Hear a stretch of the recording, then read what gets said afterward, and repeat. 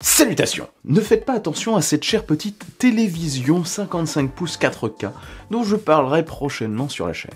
Peut-être bien la semaine prochaine, qui sait. Bah ouais, quand on a un studio qui est pas énorme, hein, on est obligé de caler ça où on peut pour tourner. Moi je l'ai calé sur mon bureau, du coup je n'ai plus aucune place sur mon bureau. Bref, petite parenthèse fermée. Là je vais parler d'un des sujets de prédilection de la chaîne. Hein. Je vais vous en parler de plus en plus d'ailleurs sur cette chaîne, parce que j'attends ça depuis... Oh là là, la création de la chaîne en 1922, en 2017.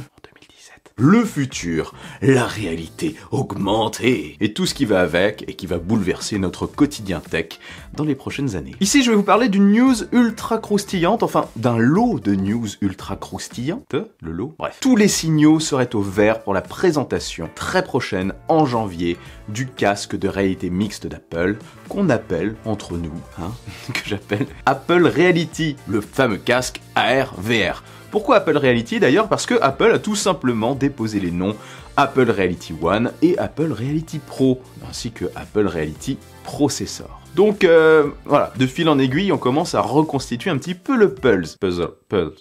Oh, j'ai du mal aujourd'hui. Alors, premier point, selon DigiTimes, la production du casque débuterait en mars 2023, d'abord en petite quantité. Si vous le voulez, il va donc falloir être très rapide lors des précommandes à mon avis, parce que les stocks seront extrêmement limités. Après, au regard du tarif évoqué, entre 2000 et 3000 $ quand même, hein, je pense que tout le monde ne se ruera pas dessus tout de suite, surtout que sur une première version, ça fait peut-être un petit peu peur. Alors oui, bien sûr, ce tarif paraît totalement démesuré, mais on partirait quand même sur un produit qui serait un substitut des Mac et des iPads, et principalement un substitut des Mac Pro, des MacBook Pro. C'est un casque haut de gamme qui embarquerait des technologies de pointe pas encore intégrées vraiment sur les casques actuels. Donc forcément, ça va coûter cher. On parle quand même de 1 ou 2 processeurs M2, une dizaine de caméras à l'extérieur et vers l'intérieur pour retranscrire parfaitement notre environnement extérieur et aussi les expressions de notre visage. Probablement un petit rapport avec les Memoji, ainsi que nos yeux aussi. Enfin bref, des capteurs en pagaille, 2 écrans haute restitution 4K, du jamais vu encore une fois sur ce type de produit, sans parler bien sûr de ce qui fait la force d'Apple, les matériaux, le design, le côté un petit peu sexy du produit qui devrait aussi faire croître la note. Donc je disais, oui, ce produit sera certainement un substitut aux Mac et aux iPads,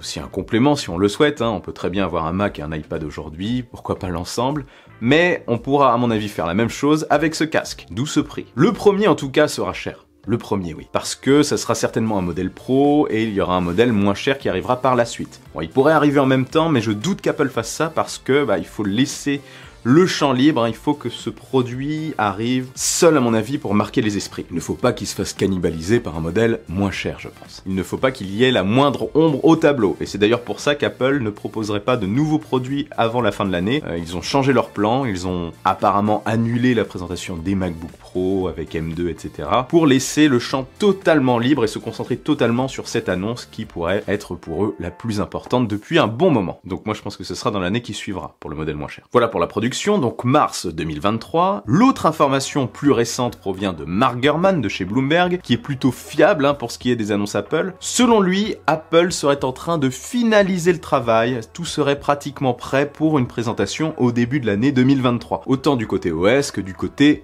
matériel. Cette info confirme donc, enfin elle vient appuyer ce que Ming-Chi Kuo disait précédemment, Ming-Chi Kuo qui est aussi très bien informé, on parle vraiment de personnes qui en général se trompent très peu. Hein. Donc cet autre analyste leaker ultra fiable parle depuis un moment d'une présentation en janvier 2023 et d'une sortie avant la WWDC 2023, donc avant juin. Janvier 2023 d'ailleurs qui n'est pas sans rappeler des dates de lancement très importantes pour Apple. On peut penser notamment à janvier 1984 pour les Mac.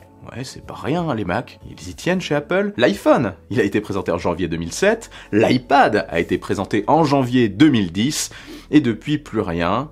Donc, proposer ce nouveau produit qui va lancer une nouvelle catégorie, une nouvelle génération de produits chez Apple, une nouvelle phase, la phase du virtuel, le proposer en janvier 2023 donc, ça peut se tenir. C'est très probable selon moi. Et si on pense à un début de production en mars 2023, on peut imaginer une sortie du produit en avril 2023 peut-être. Comme il devait sortir selon Kuo avant la WWDC 2023, tout concorde, hein, tout se rassemble, tout ça me paraît bien crédible. Pourquoi d'ailleurs le sortir, à mon avis, avant la WWDC WWDC de juin 2023, tout simplement parce que c'est là qu'ils présentent leurs OS. Et intégrer Reality OS à cette conférence, qui aura été bien sûr présentée avant, mais l'intégrer et présenter des nouvelles mises à jour, des nouveaux logiciels, des nouvelles apps autour de cet OS, pendant cette conférence, destinée aux développeurs, je le rappelle, c'est encore une fois logique. Et ce n'est pas tout parce que Gurman ne s'est pas arrêté là. Il a indiqué, sans grande surprise, qu'Apple travaillait sur une version de iMessage, une version de FaceTime et une version de Maps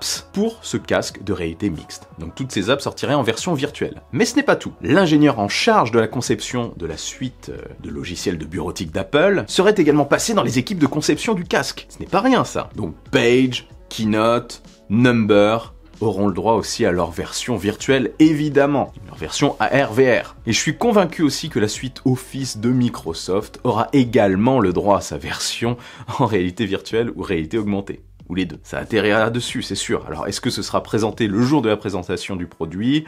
Pourquoi pas? Je pense qu'une présentation aussi le jour de la WWDC 2023 pourrait être pas mal, comme ça laisse Apple présenter la suite Office, leur suite à eux, leur suite de travail, et quelques mois plus tard, ils montreront que les autres peuvent aussi s'adapter dessus. C'est une idée, mais ça sera peut-être direct. Il y aura aussi des programmes Apple TV+ en réalité virtuelle, donc une immersion totale dans un film par exemple. Pourquoi pas? Je me demande ce qu'ils vont faire, et on parle aussi de jeux.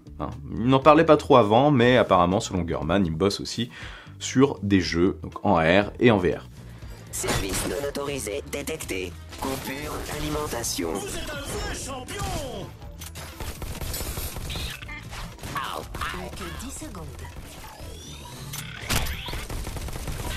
Et Mark Gurman ne s'est pas arrêté là, puisqu'en fouillant un petit peu, il a aussi trouvé une mention, enfin une offre d'emploi concernant un travail sur un monde de réalité mixte, en 3D. C'est un peu l'intitulé. Alors ça fait penser au métaverse, mais je ne pense pas qu'Apple se dirigera vers un métaverse fermé comme ce qu'a fait Meta. Non, ils ne sont pas pour ça à mon avis. D'ailleurs, ils se détachent plutôt de cette idée en général quand il y a des conférences sur le sujet. Je pense que ça permettra plus d'améliorer notre environnement réel, en mettant du virtuel, en le personnalisant, en mettant des indications par exemple sur des murs, sur des objets, etc.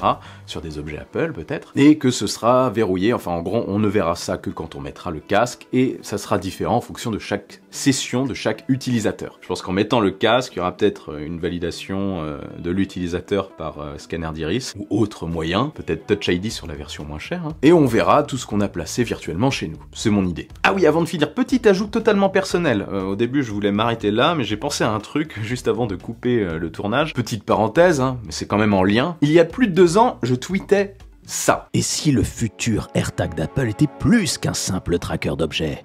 Et si sa destination était plus ambitieuse que ce qui se dit? Je pose ça là, comme ça. Et hop, une note de plus pour une 500... Ah non, je vais m'arrêter là. Et je crois toujours aujourd'hui que AirTag aura un rôle extrêmement important dans le monde virtuel qu'Apple va créer, dans l'univers d'accessoires AR/VR d'Apple. Et je suis d'ailleurs pas le seul, parce que je suis tombé sur un tweet récent de Robert Scoble, que je vous affiche ici, et que je vous lis avec cette magnifique voix off. L'un des ingénieurs qui l'a construit m'a dit à quoi ils étaient vraiment destinés.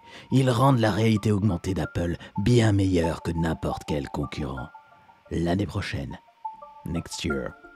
En gros, rendez-vous l'année prochaine. Nom de Dieu! Pour moi, ce produit permettra de traquer et de virtualiser des objets, ou d'y associer plutôt des informations virtuelles en réalité augmentée, de manière précise, sur l'objet auquel il sera associé, ou des choses qu'on aura ajoutées personnellement. Et ça permettra aussi, parce que cette technologie est également intégrée de plus en plus dans les produits Apple, je pense que ça permettra de localiser également précisément les produits Apple, et d'y apporter des améliorations en réalité augmentée. Ça permet aussi à Apple de ne pas supprimer définitivement l'intérêt de se prendre un autre produit de la marque, un autre produit principal. J'ai des petites idées, notamment pour les accessoires. Imaginez par exemple, grâce à la localisation des AirPods, afficher en le prenant directement le niveau de batterie dessus ou à côté, et d'autres petites informations sur le produit. Tout ça une fois qu'on a le casque de réalité mixte sur la tête. Bien entendu, ça va pas s'afficher directement devant nos yeux, sans le casque. Ce n'est qu'un exemple rapide après, mais vous voyez à peu près l'idée. Peut-être même apporter une interaction virtuelle sur des objets réels. Une note qu'on aurait mise sur notre portefeuille par exemple.